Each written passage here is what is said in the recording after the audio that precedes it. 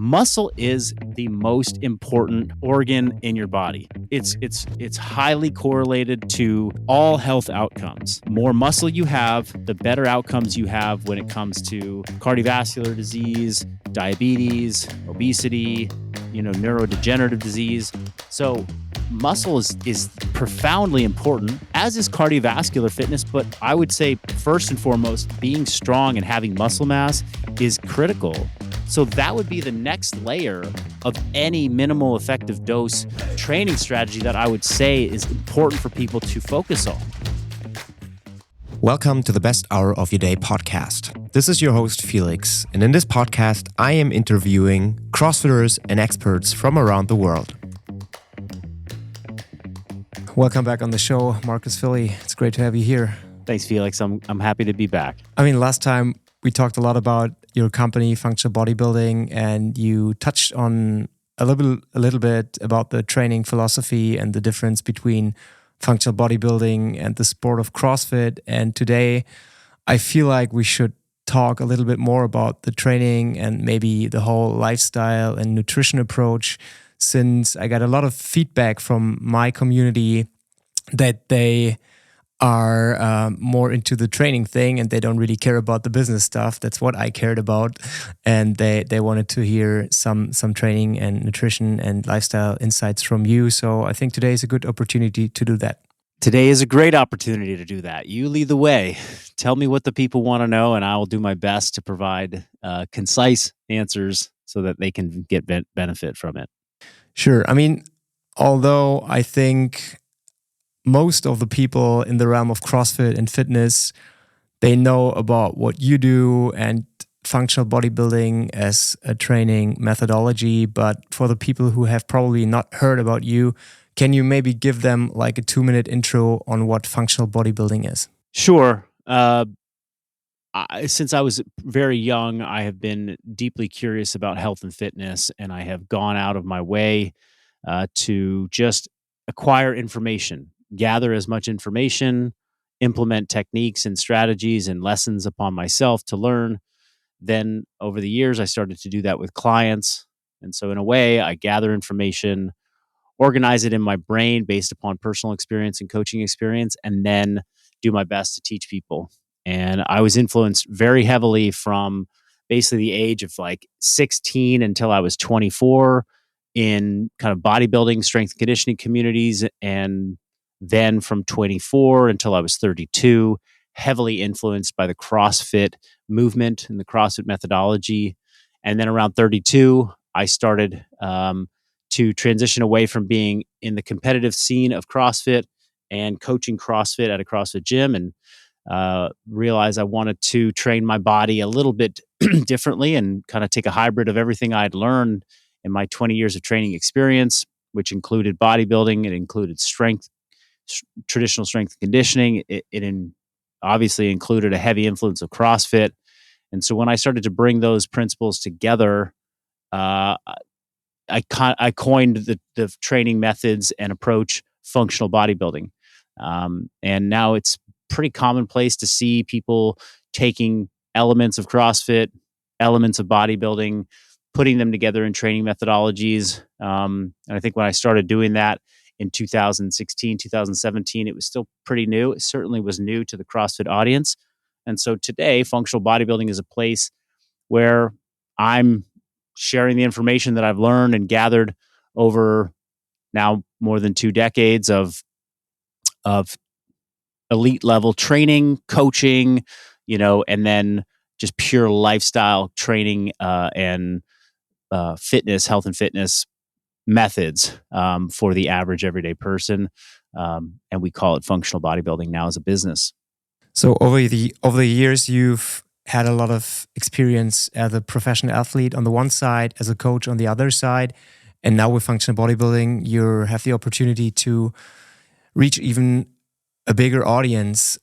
What would you say are some of the fundamental training principles most people overlook or misunderstand? Because when I talk to the people who work out in my CrossFit box, I always tell them training doesn't have to be difficult. You just have to follow some rules and then you will make progress. And that's when I look at your content on Instagram, that's probably the same things you tell your audience over and over again, that there are some principles, when you follow them, you will get great results. But what would you say are like the most common things? I think what I've come to appreciate is that what I did as a high level athlete um, was not what people need in their day to day life. Instead, what people need in their day to day life is consistency of movement, um, which I think is hard enough in and of itself for people to do. How do I make a daily practice of movement? How do I make a 3 to 4 time a week practice of moving intensely or training intensely, or with some purpose, some desired outcome where I'm going to come in and change my body? Uh, this is the hardest part, is developing that, and what it takes to actually um, get people results is less than what I believe they think is required, but it doesn't make the act of doing, consistent fitness easy by any means. So, if everybody were to walk 10,000 steps a day as their base level of movement, that would be highly effective and probably sufficient for most people's just base level of daily activity. On top of that, if they spent 4 days per week where they dedicated 60 minutes to going into a gym or some environment where they can train, and training is different than movement. Training is defined as like you know a sequence of repeatable and purposeful actions that you take on your body to put yourself in an uncomfortable state, to challenge your physiology to do something it is not comfortable doing, so that after the event, after the training, your body adapts in a positive way. It develops more muscle tissue, it improves mitochondrial density in your tissues, it improves aerobic capacity, it improves something that objectively makes you more fit or improves your fitness. Um, Now that's really what we're chasing, and that's it's like, what is the simplest way to get people to do that, is what I and many other health and fitness professionals are now focused on, rather than saying this is the fanciest, most complicated way to get the exceptional 99% results. No, here is a much more fundamental, approach to checking the boxes that you need to feel good, live a long and healthful life, and maybe get some of those additional benefits of looking like really great in a bathing suit or something like that. So get people moving on the one hand is very difficult, and especially in the realm of CrossFit, we have a lot of people who like to move but tend to move too much and work out too much, especially after like 1 or 2 years, when they feel like, oh, okay, now I've mastered all the movements. Now I can train like 5 or 6 days a week, maybe 2 times a day. And then they're starting to fall apart, and they maybe get injured, or they lose interest in training because they don't really get what they want to achieve with their training, what they thought in the beginning might be the thing that they wanted. How do you find balance in your own training, and what aspect or what importance does recovery play, and how do you coach people to recover their body and not work out like 10 times and don't recover at all? So what is your secret here?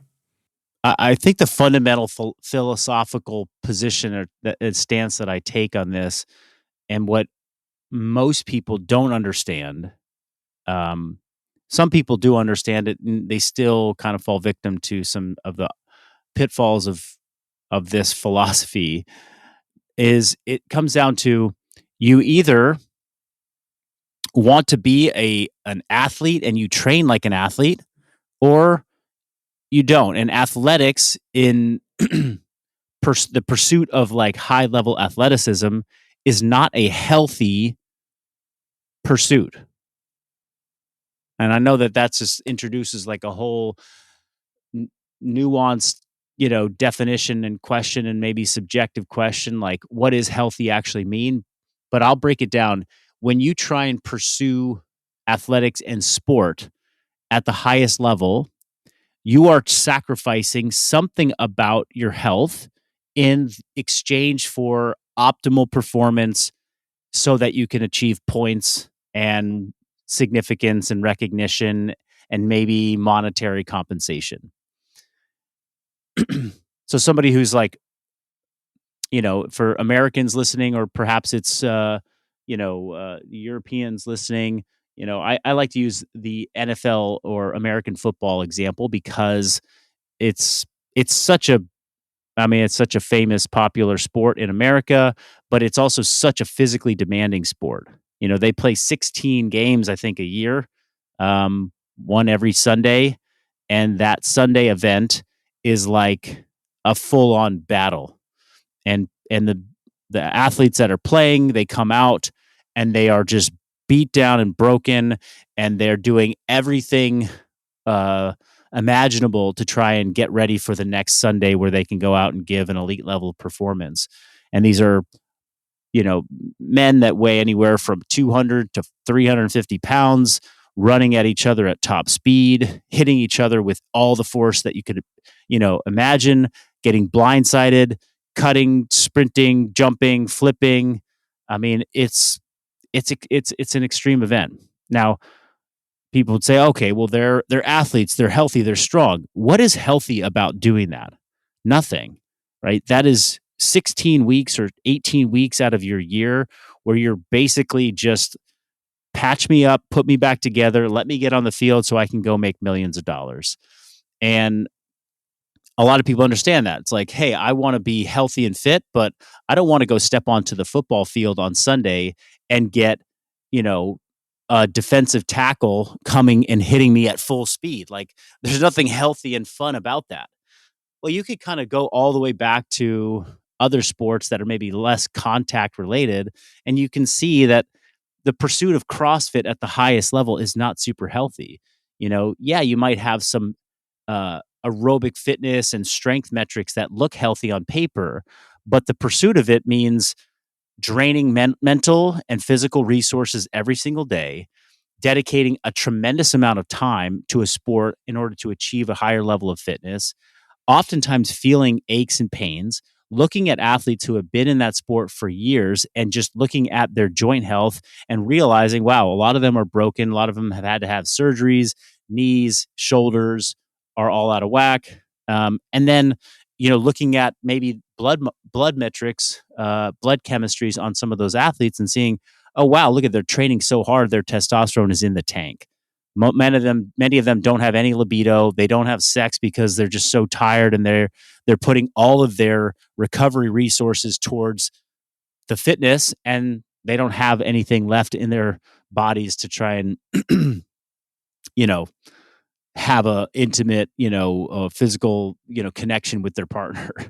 So, is that healthy? Is that what people are chasing? Not the general population. They don't want that.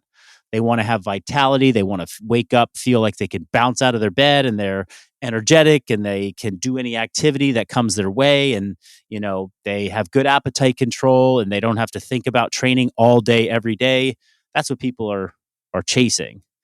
Um, but in the CrossFit community, when I was a part of it, that line got super blurred.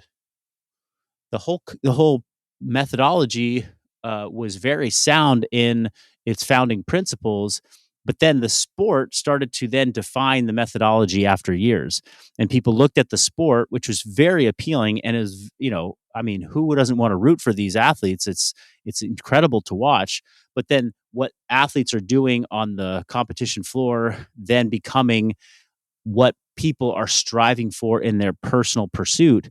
Um, of health and fitness then started to complicate, like, why do I feel so beat up all the time? Why am I always so tired? Why am I getting injured? Why is this taking so many hours a day? Why can't I get the muscle up? I need to put in more training hours to get the muscle up.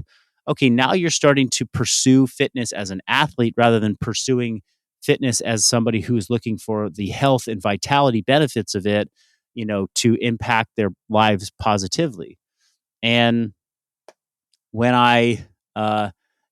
for me, it's like I I beat my head against the wall for years trying to help people recover from training CrossFit like they were athletes when in reality they were not athletes and they didn't really want to be athletes in the sport.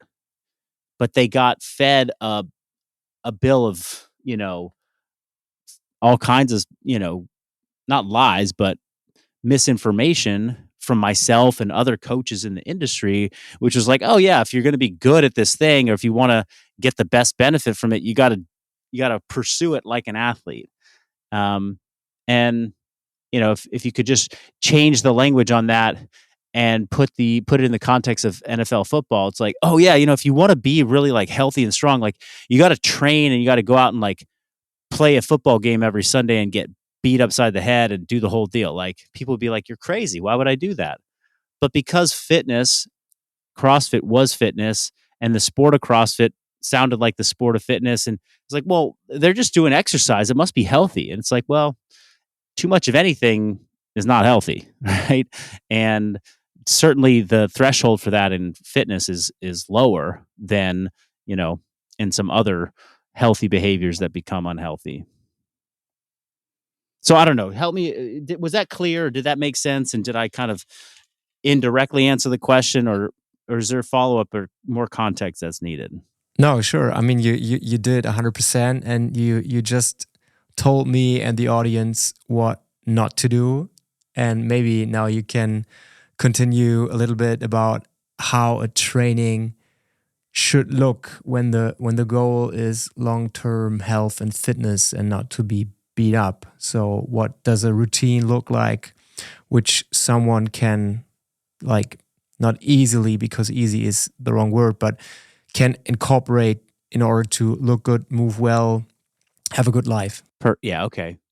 Well, this is like there's a couple terms that are important, which are um, I've learned through the bodybuilding community, because I think when we talk about bodybuilding and people that are doing bodybuilding for training, and I'm not talking about people that compete in the sport of bodybuilding, because competing in the sport of bodybuilding requires it may require taking, PEDs, but, really when you're competing in the sport, that means that you're going to take periods of time where you're going to go and prepare your body to step on stage and to showcase the muscle mass that you've built. And showcasing the muscle mass that you've built in bodybuilding is essentially a nutrition diet preparation. You diet extremely hard in order to get very lean so that people can see all the muscle you've worked hard for. But the training for bodybuilding, the year-round training for bodybuilding, is a relatively, I don't want to say this and offend anybody, but it's a much more simple concept than CrossFit, because there's fewer inputs. You're doing resistance training.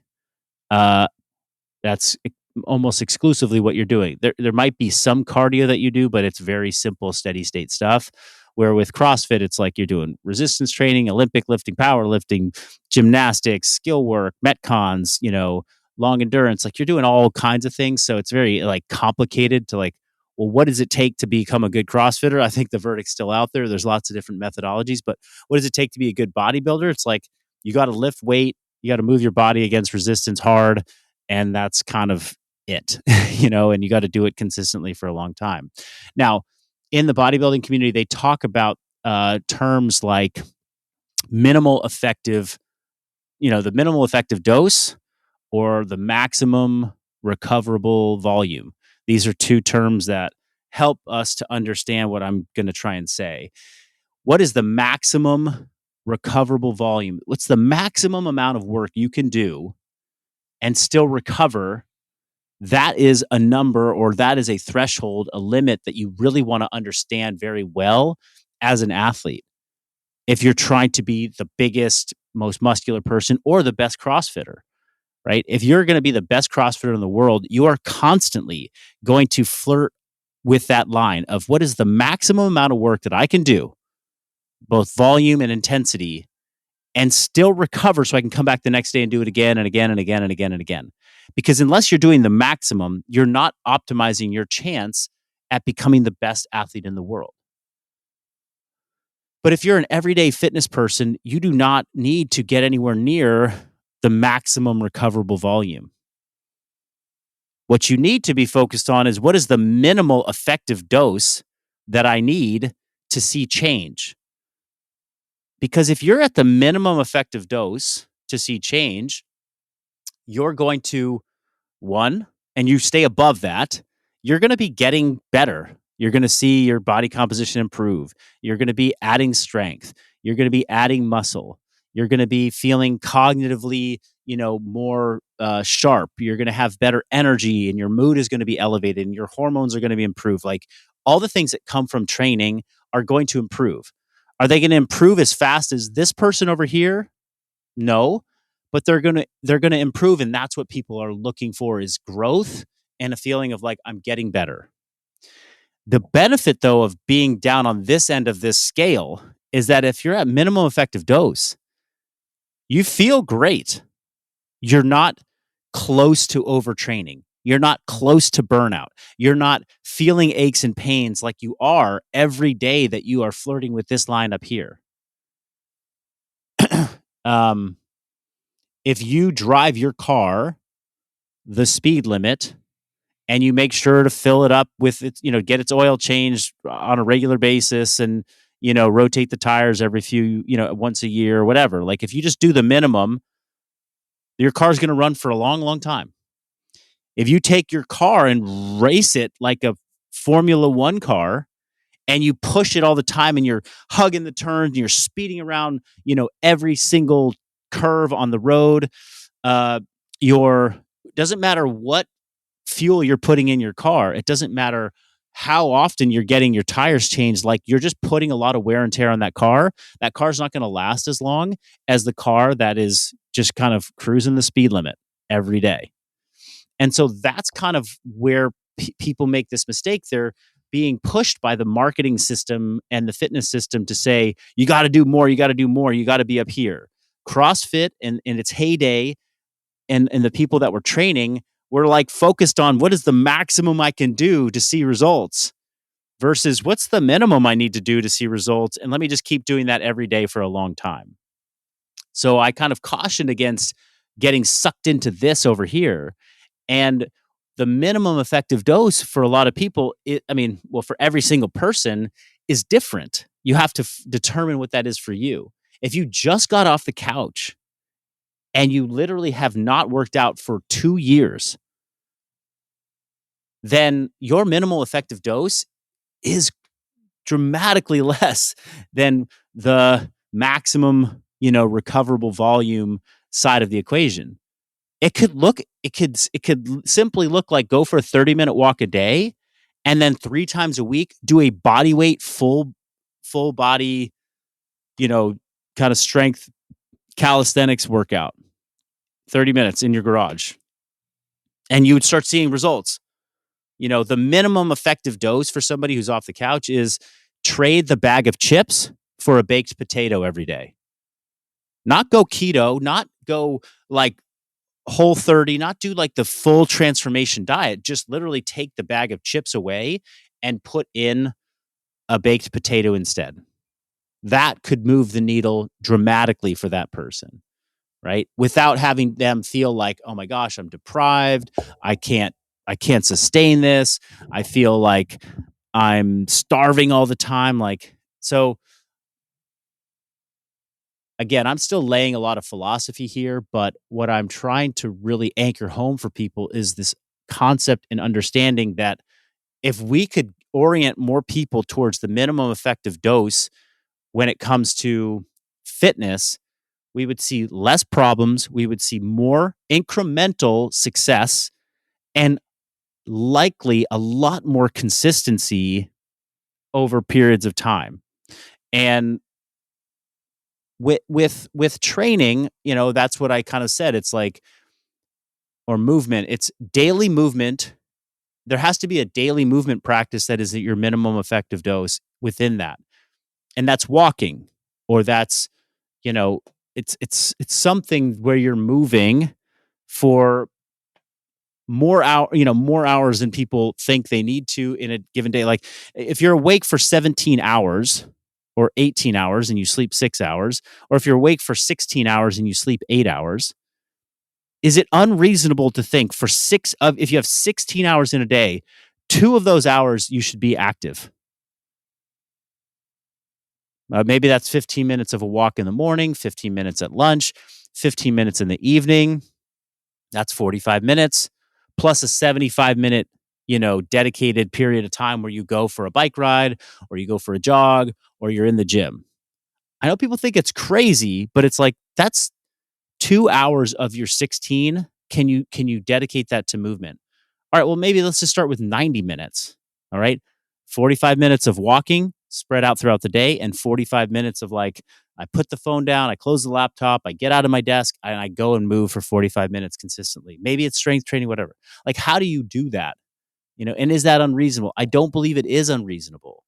And perhaps you live in a city where commuting is by foot or by bike, and you have 45 minutes of commuting built into your day already. Beautiful. That's terrific. Unfortunately, a lot of people in America don't live in those environments. They don't live in cities like that. They commute everywhere by car, or they work from home and they don't commute anywhere. And so now they have to manufacture more movement. But that is minimum effective dose. And then additionally, minimum effective dose from a resistance training standpoint, muscle is the most important organ in your body. It is more it's highly correlated to all health outcomes.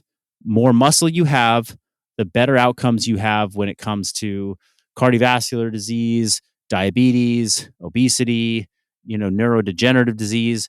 So muscle is profoundly important, as is cardiovascular fitness. But I would say first and foremost, being strong and having muscle mass is critical. So that would be the next layer of any minimal effective dose training strategy that I would say is important for people to focus on. And what's interesting is that because of the CrossFit um, movement made training intensely very attractive, sexy, and fun for people, and accessible. One of the best ways it got people to train intensely was through the Metcon. People were able to, without much training experience, come in with very light weights with these combinations of movements, express huge amounts of power, and experience intensity for the first time in training like they'd never experienced before. So that became this thing that people were really gravitating towards and they wanted more of. And so you started to see conditioning workouts, Metcons, fill more of people's gym time than the foundational resistance training that was probably the intent of CrossFit early on, was to get people to build a foundation of strength. And I think even if you look at like the pyramid of like, CrossFit fitness and some of like the early journals, it was like learn your body weight mechanics and gymnastics, then get strong, and then do, conditioning, like hard, intense power output conditioning at the top. Like that was not meant to be the base of the pyramid of your fitness, but it became the base of the pyramid of many people's fitness in the CrossFit community. At least that's what they were attracted to. So when it comes to building muscle mass, the best way to build muscle mass and the best way to support that organ of longevity is through weight training, not through Metcons. It's to be doing more resistance training, strength training, bodybuilding type training. This is the method that has for decades and for centuries been the best way to build muscle tissue. The most muscular people on the planet employ that as a strategy. And the most muscular people in CrossFit that you see at competition they're more muscular than the other people because they do more of the weight training. They do a lot more of the weight training than the typical person who engages in, 4 to 5 Metcons a week. So that is the next tier of minimal effective dose, is to make sure you're doing resistance training, bodybuilding, that kind of lifting for 3 to 4 times a week, covering your whole body head to toe, lifting each muscle through a full range, or each joint through a full range of motion, targeting every muscle of your body with resistance training and making it hard enough that your body's like, I must adapt, change, and get stronger. And this is something that is very difficult for people to understand who have not ever done it. How hard should I be lifting? Isn't it risky to lift weights heavy? All of that stuff creates fear and makes people miss the mark on that. And then above that, the next minimal effective dose is to incorporate some cardiovascular training at a moderate to high intensity, slightly above what walking is for most people. Now, is that essential for everybody? I don't believe it is essential. Does it improve health metrics and health outcomes? Yes. But if you nail the walking and the daily movement and you nail the resistance training, then most people are going to see all the gains that they they want to experience. So what does the minimum effective dose for nutrition look like? I mean, you just said it a few minutes ago, change the chips with the baked potato. That's probably a good start. Or just drink water instead of soda. But what would you say is a balanced diet, and how can someone who's like just starting to make some changes, what are like the big levers they can use to make this minimum effective dose? If somebody is, one thing that we know for sure is that humans eat until they're full. Like, everybody eats until they're full. That's, and maybe not at every single meal, but over the course of weeks and months, people eat until their body perceives them being full and satiated. Now, the thing that signals to the brain, or the various signals to the brain that I am full, are both mechanical and chemical in our bodies. So if you take your stomach, which has a volume of about 6 cups, or I think it's 1,500 milliliters, if you fill up your stomach till it's got 1,500 milliliters of either food or fluid volume in it, then your brain gets it starts to stretch the stomach, which changes mechanical receptors that tells the brain, hey, I'm full. My stomach is full. Everybody has been able to expand their stomach and eat more than that and stuff themselves, at which point they feel kind of gross and like, oh my God, I'm like overly stuffed. I don't want to even look at food. Right. So you can, that's because you filled up that vessel. There are also chemical signals once you start digesting food that hormones get released that say, okay, we've got food, release this hormone. And that when that hormone kind of washes over your brain's like, I don't need anything to eat right now. And we're going to keep people are going to keep eating until they get those signals. What's the fastest way what is the lowest calorie way to get to that signal? That's kind of what we want to teach people how to eat. We want to teach people what is the way you can achieve that signal to your brain, because you are going to seek out that signal when you have an abundance of food around. When there's food everywhere within, at any given moment, the vast majority of people living in Western culture, there is food within, like, I don't know, 20 steps of where they're sitting, an abundance of calories to fill them up for days. Okay. If there's food that is that available, and your brain has a sense of hunger because it's not fully satiated, then your body has chemical signals that are going to drive you to go and seek out food. That's just how we're built and how we've evolved. So if we're going to try and navigate the modern day food society, then we have to understand, how do we get ourselves to feel full without a massive amount of calories? That's what's going to keep people at a healthy body weight. And when they're at a healthy body weight, it changes all of their health metrics that they care about. So the minimum effective dose around nutrition is, how do we pull the lever of satiety the most effectively with the fewest amount of total calories? All right, that's the philosophy. The implementation, which people have heard, because they're going to hear me say the implementation, they're going to be like, I've heard that before. But now with that context, what gets you full with less calories and the right nutrients to help your muscles grow, which I already said was the most important organ of longevity? It's protein and it's fiber, or high volume foods that have a lot of volume. They're big with fewer calories. And that's generally where you see fiber-rich foods and protein. So how do we get that into somebody's diet?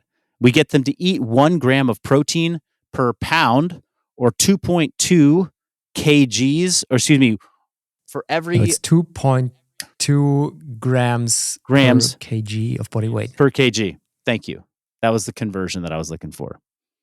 All right. So we get them to eat that amount of protein daily. We get them to eat that amount of protein daily, spread out amongst their meals as evenly as possible. But I go a step further and I say, actually, I don't care if you get it spread out evenly at all your meals. I care that the first and the last meal of your day have a giant bolus of protein. So for most individuals, if you get 50 grams of protein for breakfast and 50 grams of protein for dinner, you're at least 50% of the way, if not more, towards your goal of protein per day. And that should be an absolute, staple that's going to help you feel more full and satiated throughout all of your waking hours. Now, if on top of that, every meal, you make the next thing that you put on your plate something that is high volume, high fiber, with not a lot of calories, that generally goes together, then you suddenly get protein, which fills you up, and then you get volume of food that fills you up, and you've kept your calories low. And now that's what you've done for 3 meals a day. Plus, you understand how to carry with you high protein snacks that are low calorie. Dude, you are set. You're set in so many ways. You're going to be getting the nutrients you need. You're going to be getting the protein you need for your muscles to be as healthy and as robust as they possibly can be. You're going to mitigate the issue of abundance of calories all around you that you're going to want to eat. You're going to be you're going to be proactively curbing your cravings. It's protein, fiber-rich foods, and adequate hydration, drinking enough water. The drug that is popular, the class of drugs, semaglutides, Ozempic, is very, very heavily prescribed for weight loss. This is a drug that helps curb people's appetite by making their stomachs release food slower. So it keeps their stomachs full longer. It's basically the drug that is doing what I'm saying we need to do, which is win the satiety game. It is the most effective weight loss drug that has ever really been produced and put on the mass market. And it has helped a lot of people reverse diabetes, reverse obesity, lose weight. Does everybody need to go on Ozempic? No. It's worked for a lot of people, but I'm bringing it up because the mechanism is what I'm talking about here. What is a meal that would actually feel like taking Ozempic? It would be 8 to 10 ounce chicken breast. That's a lean, not a lot of fat, super high in protein. Plus, on the plate, like an equal size, if not maybe double the size of that chicken breast, serving of asparagus, or serving of Brussels sprouts, or serving of, a vegetable. Asparagus has a lot of fiber and it's very slow to digest, as is the chicken breast. If you ate chicken breast and asparagus, and then with that you drank about 12 to 16 ounces of water, or whatever the equivalent is in liters, and you did that 3 times a day, you would be like, "Oh my god, I'm so full. Like, I don't know if I can eat anymore." Like, you essentially mimic being on Ozempic. Now, I'm not saying that everyone wants to live off of chicken breast and asparagus for the rest of their life, but you can build a food list of maybe 10 different proteins and probably 10 to 15 different vegetable, fruit, or carbohydrate sources that are high fiber and very satiating. You can build that list and then basically just build meals out of that every day, all day. And if you're doing it proactively and you have a plan in place and that's your minimum effective dose, like, you'll never have to count a carb. You'll never have to count a gram of fat. You likely won't even have to look at calorie counts on anything. You just need to focus on those two things and you will simplify your recipe for dieting success. So when you say that, it sounds pretty easy, and still a lot of people, they don't really get it and they don't know how to start, and when I talk to people when they first come into the CrossFit box, their primary goal is to get moving, and that's what I tell them. No, start with one thing and we'll fix the nutrition later on. But I feel like a lot of people, they don't have the problem with coming to the gym on a regular basis, but they never really get their nutrition wrong. So what do you think are the biggest pitfalls why the people can't implement those basic and, I think, easy principles? It's a product of a number of things. I mean, I think, well, there's two topics that I'll cover. The first topic is going to be about diet culture and how diet culture has steered people the wrong way, got them focused on the wrong thing. And the second is the modern day psychological health, mental health crisis. All right. So let's start with the mental health crisis. A lot of people are struggling and suffering silently with their emotional and psychological states. There's a pain, there's a loneliness, there is a disconnect from purpose, that many people feel, and there's a disconnect with their bodies. There's a disconnect from their physiology. There's a lack of awareness on how their environment, their relationships, their work, all these things make them feel. And when people feel, and the felt experience in their life is like suboptimal, like, I don't feel great, I don't feel good about myself, I don't feel good about my life situation, then they want to turn towards how can I what can I do to change my state, my physiology right now so that I feel better? And food and alcohol and substances are just a very powerful tool to get somebody back into feeling something in their body that feels good. It's pleasurable, right? We have, thousands and thousands of years of evolution, hundreds of thousands of years of evolution to make tasting food and sugar be this incredibly rewarding experience because we want our bodies to experience that, be like, that was a really good, so good that I'm going to climb over this, mountain on no food for 3 days to go and seek out the next meal like that, right? Like, it's powerful. It's a powerful driver of reward.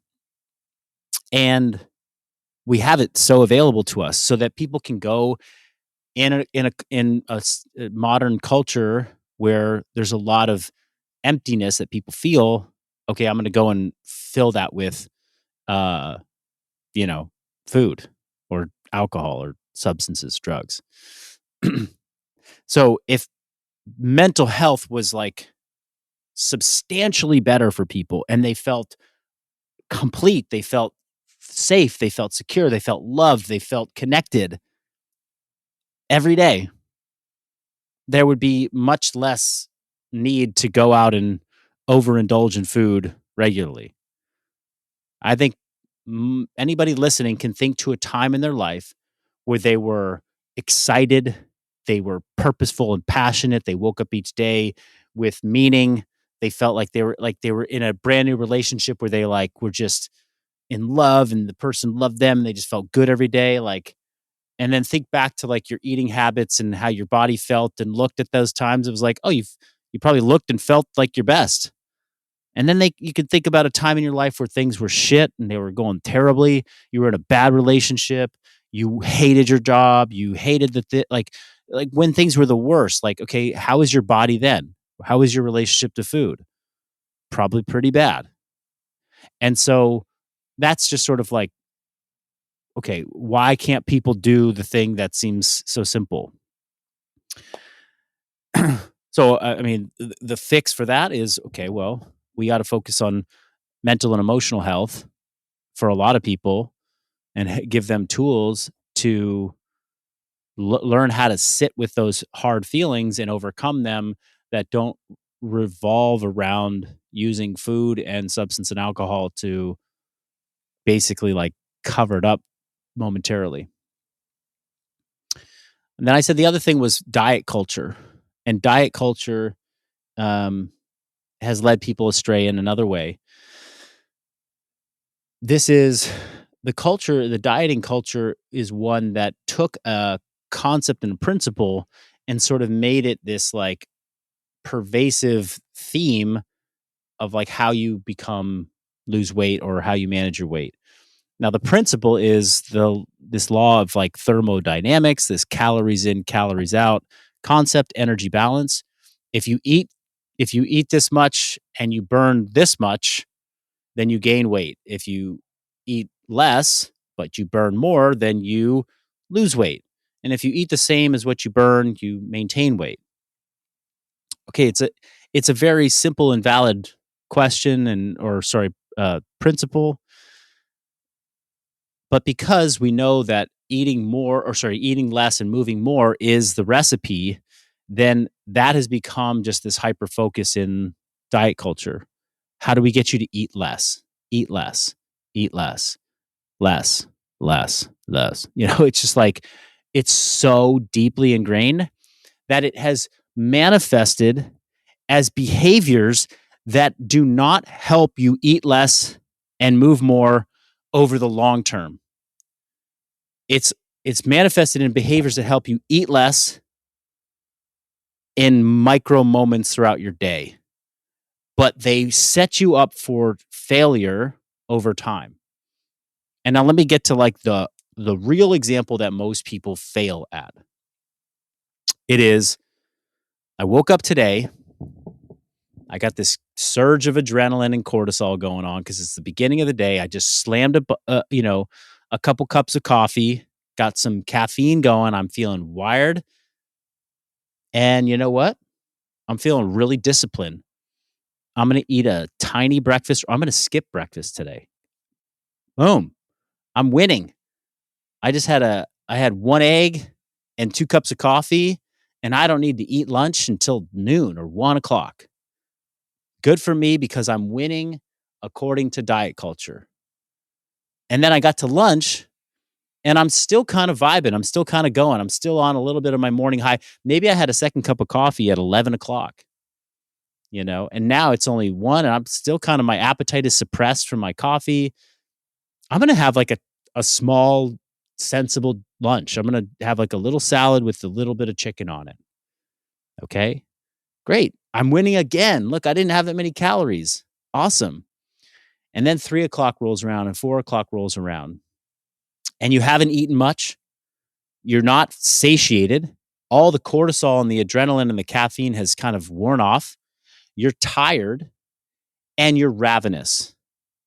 And now you have to figure out how, between that point of the day and when you go to bed, you're not going to sabotage your whole calorie situation. And if you're early on in a diet, or you're early on in your motivation, it's only the second day of the new year, you find a way to power through it. Maybe you have another cup of coffee in the afternoon to kind of like ride it out. You have a sensible dinner, you go to bed, try and rinse and repeat the next day. Eventually that catches up to you, and you just can't sustain it anymore. The first place to go is it's Thursday night or Friday night, and you go out with some friends, and you really have had a low calorie week, but you get a couple drinks in you because you're trying to be social. You eat, not only your daily share, but you go well over your daily share of calories. You're super, super full because you kind of, in essence, binged on whatever the meal was that night. Maybe you get home and you're like, oh, I've been so good this week. You have a couple, a whole bar of chocolate, whatever. You go way over your calories. The next day, you're like, shit, I didn't do well last night. I overdid it. So I'm back I'm going to eat nothing for breakfast. I'm going to eat a tiny lunch. Boom. The next night, do it again. Binge. And by days, after 2 days of that, you've totally wiped out your calorie deficit. And because on all of those days, you were eating such minimal protein and minimal food in the early part of your days, your muscle mass is suffering because you haven't been eating adequate protein every day. And so this is where, like, diet culture says, I got to eat less. And most people are trying to eat less, eat less, eat less. And they're sabotaging getting adequate amounts of protein at even intervals. And remember, I said getting protein to start your day and to end your day is critical for maintaining and building that organ of longevity, which is your muscle. And people are not getting it done. And what has felt for, let's say they did this yo-yo or this like up and down process for a month. They're like, man, I've been starving myself and cutting calories every morning or every day, and here I haven't lost any weight. It's because they've overindulged on those additional days of the week, which have led them to basically not be in any type of deficit. And so they end out at the end of the month, they're like, well, the whole calorie cutting doesn't work, and they're like, just screw it. And they just kind of go back to not even paying any attention, having any awareness. Now they're feeling down. It's compounded their emotional and mental health crisis that they're in. And they go back to, basically just winging it with their food and eating to kind of quell their emotional distress. And they feel terrible and they start to gain weight again. And so that's, again, two sides of the equation there as to why there's such a challenge. And that's why I'm really like, big on what we're doing right now, which is like a 50-gram protein challenge. It's like every day before 10 a.m., get 50 grams of protein in for breakfast, and then have a big protein dinner. And then here's some strategies on how to, meal prep lunch and take high protein snacks with you. And that right there, along with those fiber rich foods on your plate every meal, that could be a huge unlock for people, where they wake up and they have a big breakfast, but it's the right type of breakfast that's going to help them mitigate or manage calories for the rest of their day and get their muscles to actually be more robust and healthy and strong. You summed it up very well. I think in the end, it requires a little bit of discipline with the sports and with the nutrition as well. But in the end, you have to follow some basic principles that, when you do them on a regular basis, can get you where you want to be, which is healthy and feeling good, looking good, without throwing your body against the wall. And I think that's probably the thing that most people don't understand, is that it doesn't have to be very complicated. You just have to find something that's good for you, and then just do it for months, for years, and make it a lifestyle, and not just a quick diet, or, oh, at the start of the new year, I'm going to the gym for 3 months, and then I just skip it. And I think when people like you or me, when we share this kind of knowledge and we spread the word, that hopefully some people have it easier to start with some new routines, especially now at the end of the year. Maybe they don't wait for the new year, they start next week. And I think that's probably the coolest things as coaches, to see when people really make changes with the things we give them. And yeah, that's just my 2 cents. No, I agree. I agree. And I I talk a lot, and like,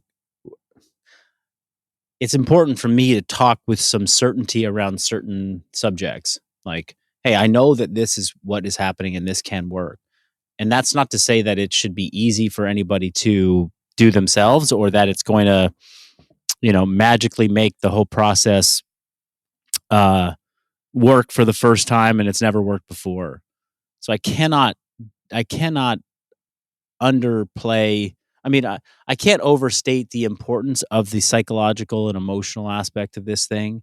And, one thing to help people at this time of year before they head into the new year is not that you're going to like uh, figure out your mental and emotional health state perfectly for any, any long period of time going forward. But one place you can focus some energy on is before you decide to incorporate some new strategy for health and wellness, I would highly encourage you to spend time really understanding why you want to do this in the first place. Developing a very powerful reason why behind any of the changes you're going to make is so important. I've seen this in my own family. I've seen this in friends and clients. It's they tried for so long to do something, and then something changed in their life. Maybe it's a circumstance, maybe it was they got a blood test that showed, hey, you actually you have this like high risk marker for metabolic disease, or your cholesterol is quite high.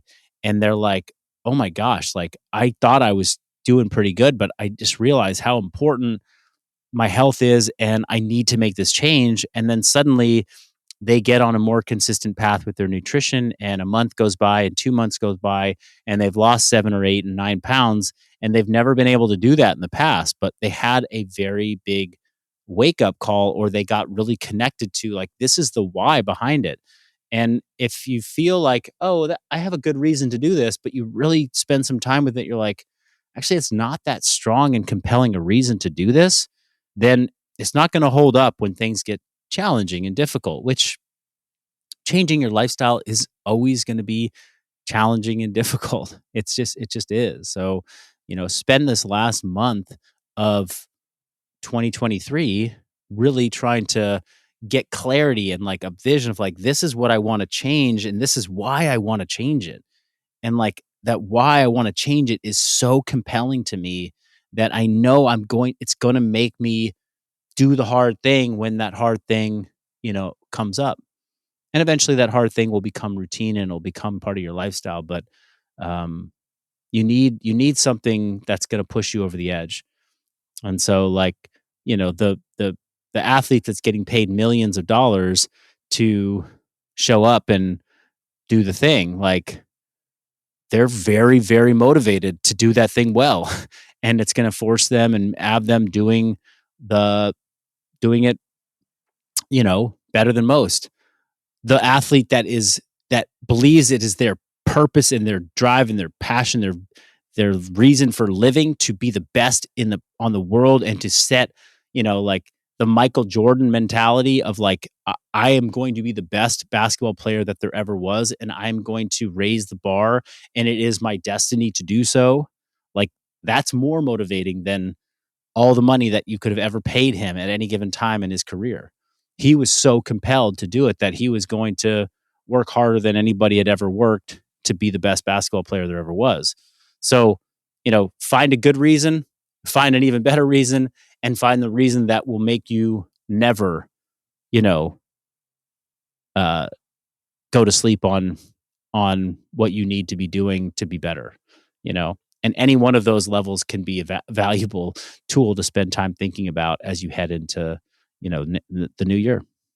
Marcus, it was a pleasure talking to you. And I think I learned something. I think the listeners, they learned something. And it's always cool to hear perspectives from different people about the topics that I really like, and their sport and nutrition and lifestyle. And I think our passion for this is what is driving us. This is our why we create the content that we do in order to make changes in people. And it was really cool to have you here again on the show. No, thanks for having me back, Felix. And I hope people did get something from it. And if they want to follow up with me or they have more questions, they can always find me on Instagram at Marcus Philly, and you can send me a DM, and I'd be happy to engage with you over messages. I'll put the links in the show notes, and I wish you a very nice start of the day. Thank you. If you like this episode, please leave us a rating on Apple or Spotify. Hear you next time.